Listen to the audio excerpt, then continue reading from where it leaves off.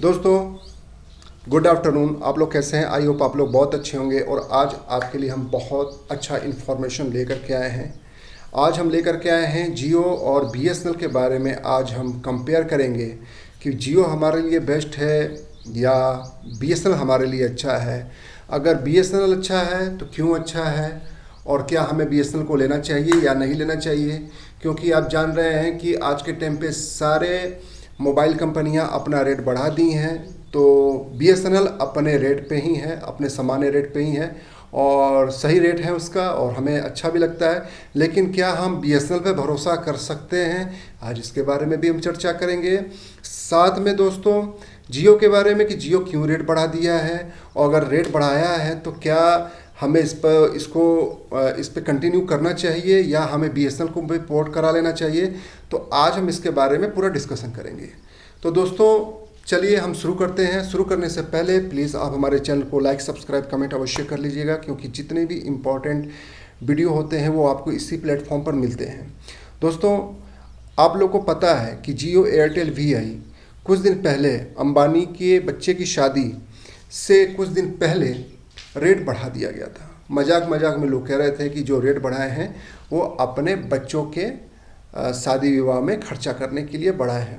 But दोस्तों ये तो चलिए मजाक की बात है, बट रियल में अगर हम ये देखें कि अगर रेट बढ़ाए हैं तो उनका ये कहना है कि हम जितनी सर्विस दे रहे हैं, चाहे 4G है, 5G है या आगे के लिए जो 6G ये बनाएंगे, तो दोस्तों जियो का सर्विस एट प्रेजेंट टाइम पे लगभग भारत में सभी जगह पे है, और लगभग उसको स्टूडेंट, बिजनेसमैन, चाहे नौकरी करने वाले या और लोग भी इस पर विश्वास करते हैं।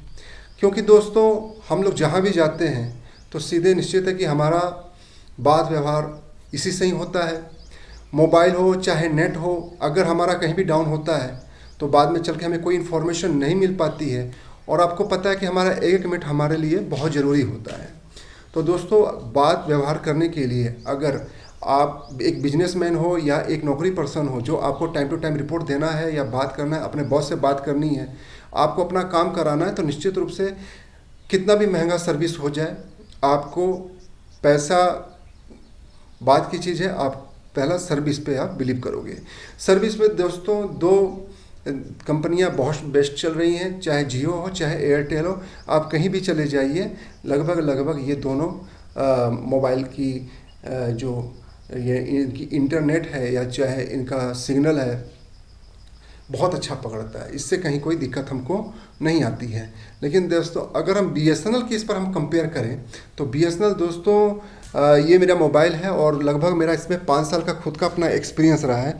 तो दोस्तों मैं शहर भी गया हूँ, मैं गांव भी गया हूँ, लेकिन दुर्भाग्य की बात है बीएसएनएल मेरे को हमेशा निराशा ही दिया है। मेरे को बीएसएनएल से अच्छा कोई भी रिस्पांस नहीं मिला है, चाहे वो कस्टमर केयर से हो या मैं बीएसएनएल का मैंने लैंडलाइन भी लगाया था। तो अगर मेरा उसमें कहीं प्रॉब्लम भी आता था, मैं बुलाता था 2 या 3 दिन के बाद वो आते थे। उस तरह से वो जिस तरह से एक फ़ास्ट काम होना चाहिए नहीं हो पाता था। वो फास्ट काम होने के बाद भी वो हमसे 50-100 रुपये ले करके ही जाते थे, मैं दे दिया करता था। लेकिन दोस्तों लास्ट में मैं तंग आकर के मैं उसको हटा दिया।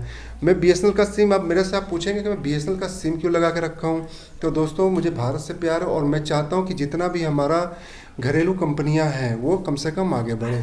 लेकिन नेता अगर इस पर कोई अच्छा कार्य नहीं करेंगे तो निश्चित तौर से दोस्तों जितनी भी घरेलू कंपनियां हैं, जितनी डोमेस्टिक कंपनियां हैं, जितनी गवर्नमेंट कंपनियां हैं, सारे के सारे पीछे हो जाएंगी। इनको ये गवर्नमेंट के ऊपर बोझ हो जाएंगी, जो टैक्स पेयर हैं उनके ऊपर बोझ हो जाएंगी। तो दोस्तों यही हाल बीएसएनएल का भी है। बीएसएनएल में दोस्तों आज के जनरेशन के अनुसार बीएसएनएल को काम करना पड़ेगा। वहाँ के जो कर्मचारी हैं उनको भी काफ़ी एक्टिव रहना पड़ेगा, तभी बीएसएनएल आगे बढ़ पाएगा। अगर लापरवाही से काम होगा तो निश्चित रूप से बीएसएनएल आज नहीं चल के कल के डूब जाएगी। हम इसमें कुछ भी नहीं कर सकते हैं। अगर वो सस्ता की बात की बात है, अगर वो महंगा भी करती है, बट सर्विस जिस तरह से जियो दे रही है, अगर इस तरह से वो सर्विस हमको दे रही है तो हम बीएसएनएल पे पूरा भरोसा करते हैं। बट एट प्रेजेंट टाइम पे हम बीएसएनएल पे भरोसा नहीं कर सकते हैं। अगर आप बिजनेसमैन हैं, अगर नौकरी करने वाले हैं, अगर आप स्टूडेंट हैं जिसको डाटा की ज़रूरत है, कॉलिंग की ज़रूरत है, दोस्तों वो बीएसएनएल पे अभी फ़िलहाल ना जाए तो वो बेस्ट रहेगा। बट वो आपकी मर्जी। जियो में दोस्तों अगर हम देखें तो जियो में इनका नेटवर्क अच्छा है, इनका सिग्नल अच्छा है। दोस्तों मैं जहाँ पर वीडियो बना रहा हूँ ये एक प्योर गांव है, बट फिर भी मैं आपको दिखा सकता हूँ कि यहाँ 5G नेट पकड़ सकता है। आप जियो फाइबर यहाँ लगा सकते हैं और निश्चित रूप से इसकी सर्विस भी अच्छी है।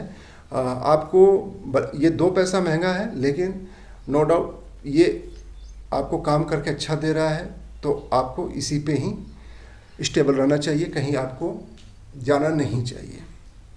दोस्तों अब आ जाइए प्लान के बारे में, क्योंकि मोदी जी का कहना था कि हर गांव में इंटरनेट लगाना ज़रूरी है, और नो डाउट हमारे मोदी साहब बहुत अच्छा काम कर रहे हैं, बट बहुत सारे नेता भी ऐसे